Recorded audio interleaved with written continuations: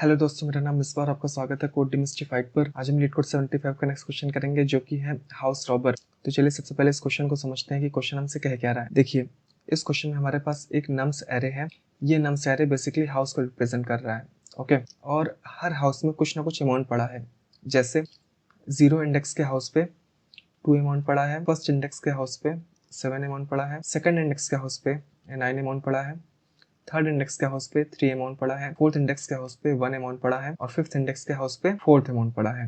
ठीक है, अब यहाँ पर एक हाउस रॉबर है जो इस हाउस की रॉबरी करेगा। ओके, लेकिन रॉबरी करने की शर्त बेसिकली ये है कि हाउस रॉबर किसी भी दो हाउस की रॉबरी एक साथ नहीं कर सकता। ओके, जैसे हाउस रॉबर सेकंड और थर्ड इंडेक्स की रॉबरी एक साथ नहीं कर सकता। या तो हाउस रॉबर सेकंड इंडेक्स की रॉबरी करेगा या तो सिर्फ थर्ड इंडेक्स की रॉबरी करेगा। ओके, क्योंकि अगर हाउस रॉबर दो एडजेसेंट इंडेक्स के हाउस की रॉबरी एक साथ करता है तो उस केस में सिक्योरिटी अलार्म बज जाता है और पुलिस इस हाउस रॉबर को पकड़ लेती है। ओके, तो हमें बेसिकली ये बताना है कि हाउस रॉबर मैक्सिमम कितने अमाउंट की रॉबरी कर सकता है और यही हमें रिटर्न करना है। ओके, देखिए, हाउस रॉबर किसी भी दो हाउस की रॉबरी एक साथ नहीं कर सकता, लेकिन हाउस रॉबर किसी भी दो हाउस को एक साथ स्किप कर सकता है। ओके, जैसे मान लेते हैं हाउस रॉबर ने थर्ड और फोर्थ इंडेक्स के हाउस की रॉबरी नहीं की। ये हाउस रॉबर कर सकता है, लेकिन किसी भी दो हाउस की रॉबरी एक साथ नहीं कर सकता। ओके, तो आई होप आपको बेसिकली जो क्वेश्चन है वो समझ में आया होगा। अब हम इसका सोल्यूशन समझेंगे कि इसका सोल्यूशन कैसे करेंगे।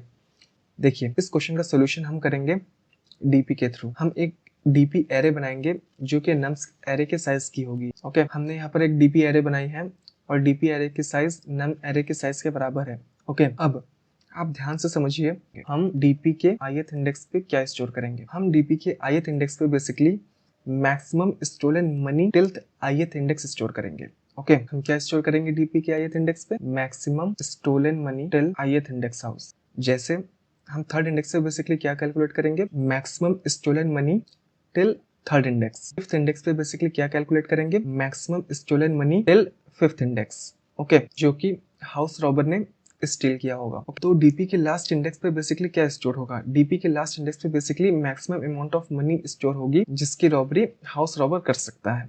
ओके, तो जब डीपी एरे पूरा फिल हो जाएगा तो डीपी के लास्ट इंडेक्स पे जो भी अमाउंट होगा उसे हम सिंपली रिटर्न कर देंगे, क्योंकि वही मैक्सिमम अमाउंट होगा जिसकी रॉबरी हाउस रॉबर कर सकता है। जैसे इस टेस्ट केस में डीपी ऑफ 5 हम रिटर्न करेंगे जहां पे मैक्सिमम स्टोलन मनी स्टोर होगी हाउस रॉबर के लिए। ओके, तो अब देखिए, 0th इंडेक्स पे बेसिकली क्या स्टोर होगा? 0th इंडेक्स पे मैक्सिमम स्टोलन मनी स्टोर होगी टिल 0th इंडेक्स। ओके, तो हम डीपी के हर इंडेक्स पे मैक्सिमम स्टोलन मनी कैलकुलेट करेंगे हाउस रॉबर के लिए और डीपी के लास्ट इंडेक्स पे जो भी स्टोलन मनी होगी उससे हम सिंपली रिटर्न कर देंगे। ओके, तो डीपी के 0th इंडेक्स पे मैक्सिमम स्टोलन मनी कितनी होगी? वो होगी 2, क्योंकि इसके पहले तो कोई हाउस है ही नहीं। ओके, अब डीपी के फर्स्ट इंडेक्स पे बेसिकली हम क्या स्टोर करेंगे? डीपी के फर्स्ट इंडेक्स पे हम बेसिकली स्टोर करेंगे maximum stolen money till first index. Okay, अब मान लेते हैं हाउस रॉबर 0th इंडेक्स के प्रॉफिट को नहीं लेता है, वो फर्स्ट इंडेक्स के प्रॉफिट को लेता है, तो हाउस रॉबर 7 अमाउंट की रॉबरी कर सकता है। ओके, तो यहाँ पर हो जाएगा डीपी ऑफ 1 पे 7। अब आप सेकंड इंडेक्स से थोड़ा ध्यान से समझिएगा। सेकंड इंडेक्स पे बेसिकली मुझे क्या कैलकुलेट करना है? Maximum stolen money till second index. Okay, अगर हाउस रॉबर सेकंड इंडेक्स के हाउस की रॉबरी करता है तो वो अपने प्रीवियस एडजेसेंट इंडेक्स के रॉबरी अमाउंट को नहीं ले सकता, लेकिन प्रीवियस के प्रीवियस का जो भी प्रॉफिट होगा उसे ले सकता है। ओके, तो अगर हाउस रॉबर सेकंड इंडेक्स के हाउस की रॉबरी करता है तो उसे 9 अमाउंट मिलेगा और सेकेंड इंडेक्स के प्रीवियस का क्या प्रॉफिट है? सेकेंड इंडेक्स के प्रीवियस का प्रीवियस मतलब 0th इंडेक्स, इसका प्रॉफिट है 2। 9 और ये 2 कितना हो गया? ये हो गया 11। लेकिन अगर हाउस रॉबर सेकेंड इंडेक्स के हाउस को स्किप करता है तो वो अपने प्रीवियस एडजेसेंट के हाउस की रॉबरी का जो भी अमाउंट है वो ले सकता है। वो कितना है? वो है 7। तो अगर हाउस रॉबर सेकेंड इंडेक्स के हाउस की रॉबरी करता है तो उसे 11 अमाउंट का फायदा होगा, अदरवाइज 7। तो 11 और 7 में से मैक्सिमम क्या है? 11। तो यही 11 सेकेंड इंडेक्स पे स्टोर होगा। अब मुझे डीपी के थर्ड इंडेक्स पे maximum stolen money till third index calculate करना है। ओके, वो हम कैसे करेंगे?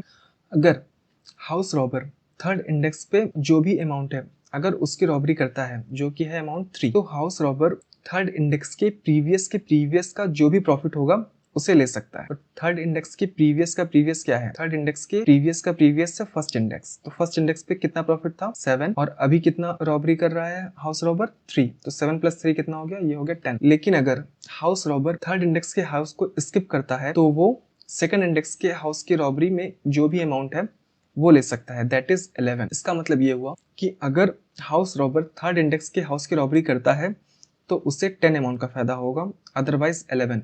तो 10 और 11 में से मैक्सिमम क्या है 11। तो थर्ड इंडेक्स से बेसिकली हाउस रॉबर को मैक्सिमम कितना फायदा हो सकता है 11। तो यही 11 इस थर्ड इंडेक्स पे स्टोर होगा। अब मैं डीपी के फोर्थ इंडेक्स से बेसिकली क्या कैलकुलेट करूंगा, maximum stolen money till fourth index. Okay, तो अगर हाउस रॉबर फोर्थ इंडेक्स पे पड़े अमाउंट को लेता है, या हम कह सकते हैं फोर्थ इंडेक्स पे पड़े अमाउंट की रॉबरी करता है, तो इससे 1 अमाउंट का फायदा होगा। और फोर्थ इंडेक्स के प्रीवियस फोर्थ इंडेक्स के प्रीवियस का प्रीवियस क्या है सेकंड इंडेक्स। तो सेकंड इंडेक्स पे जो भी प्रॉफिट हुआ है और फोर्थ इंडेक्स पे जो भी प्रॉफिट हुआ है उसका हम सम कर देंगे। सेकंड इंडेक्स पे प्रॉफिट कितना है 11, और फोर्थ इंडेक्स पे कितना अमाउंट है वो है 1। तो 11 और ये 1 कितना हो जाएगा 12, ये हो गया 12। ओके, मतलब अगर हाउस रॉबर फोर्थ इंडेक्स पे पड़े अमाउंट की रॉबरी करता है तो उसे 12th अमाउंट का फायदा होगा। लेकिन अगर हाउस रॉबर फोर्थ इंडेक्स के हाउस की रॉबरी नहीं करता है तो थर्ड इंडेक्स पे जो भी अमाउंट है यही हाउस रॉबर का प्रॉफिट होगा।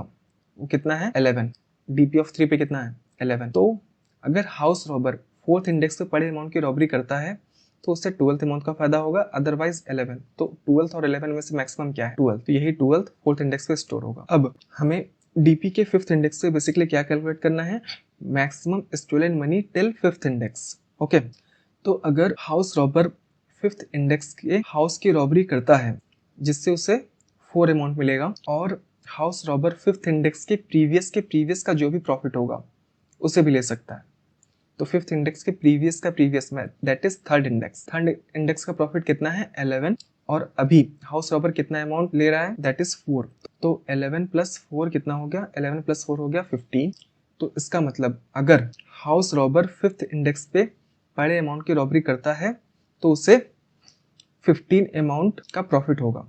ओके, लेकिन अगर हाउस रॉबर फिफ्थ इंडेक्स को स्किप करता है तो इसका मतलब फोर्थ इंडेक्स पे जो भी प्रॉफिट है वो हाउस रॉबर ले सकता है। तो फोर्थ इंडेक्स पे प्रॉफिट कितना है 12। तो 15 और 12th में से मैक्सिमम क्या है 15, यही 15 फिफ्थ इंडेक्स पे स्टोर होगा। अब डीपी के फिफ्थ इंडेक्स पे बेसिकली क्या है, डीपी के फिफ्थ इंडेक्स पे मैक्सिमम अमाउंट ऑफ मनी है जो हाउस रॉबर रॉबरी कर सकता है, या हम कह सकते हैं डीपी के फिफ्थ इंडेक्स पे मैक्सिमम अमाउंट ऑफ प्रॉफिट है जो हाउस रॉबर ले सकता है। ओके, तो हम लास्ट में बेसिकली क्या करेंगे, डीपी ऑफ 5 को रिटर्न कर देंगे। डीपी ऑफ 5 पे वैल्यू कितनी है 15, और यही हमारा आउटपुट हो जाएगा। ओके, तो आई होप आपको बेसिकली जो क्वेश्चन का ड्राई रन है वो समझ में आया होगा। तो चलिए हम इसे कोड करते हैं। देखिए, सबसे पहले हम क्या करेंगे, सबसे पहले हम नम्स एरे की लेंथ निकालेंगे। तो यहाँ पर हो जाएगा int n = nums dot length. अब मान लेते हैं नम्स एरे का साइज 0 के बराबर है। इफ n = अगर 0 होता है तो उस केस में मैक्सिमम स्टोलन मनी कितनी होगी, वो होगी 0, क्योंकि अगर कोई घर ही नहीं है तो हाउस रॉबर सिर्फ 0 अमाउंट की रॉबरी कर सकता है। तो यहाँ पर हो जाएगा सिंपली रिटर्न 0। और अब मान लेते हैं कि सिर्फ एक ही हाउस है, इसका मतलब n की साइज 1 है।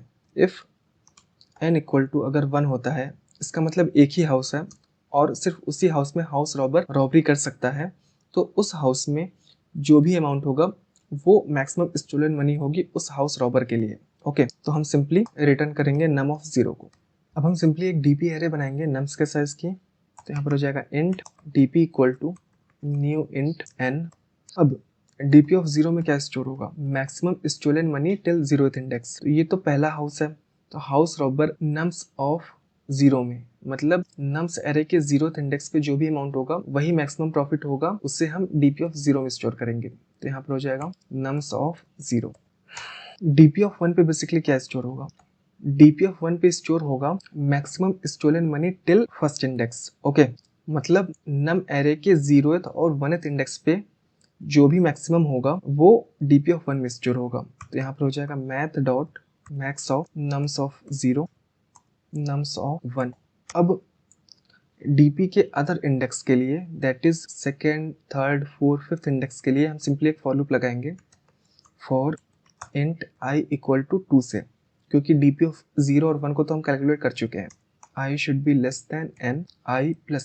अब dp ऑफ i में बेसिकली क्या स्टोर होगा, डीपी के ith इंडेक्स से बेसिकली स्टोर होगा नम के करंट इंडेक्स का profit, that is nums of I, plus current index के प्रीवियस में जो भी प्रॉफिट होगा वो भी नम्स ऑफ आई में ऐड होगा। तो यहाँ पर हो जाएगा DP of I minus 2। Okay, या अगर हाउस रॉबर करंट हाउस को स्किप करता है तो वो डीपी के प्रीवियस इंडेक्स का जो भी प्रॉफिट होगा वो हाउस रॉबर का मैक्सिमम प्रॉफिट होगा, that is DP of I minus 1। Okay, देखिए हम सिंपली यहाँ कर क्या रहे हैं, हम डीपी के ith इंडेक्स का मैक्सिमम प्रॉफिट कैलकुलेट कर रहे हैं। ओके, डीपी के ith इंडेक्स का मैक्सिमम प्रॉफिट कैसे कैलकुलेट होगा, या तो हाउस रॉबर नम्स के करंट इंडेक्स का प्रॉफिट ले ले प्लस करंट इंडेक्स के प्रीवियस का प्रॉफिट। करंट इंडेक्स के प्रीवियस का प्रॉफिट किसमें है, DP of I minus 2। Okay, हम इस इंडेक्स को लेंगे तो nums of I plus DP of I minus 2, ये डीपी के ith इंडेक्स का प्रॉफिट होगा। ओके,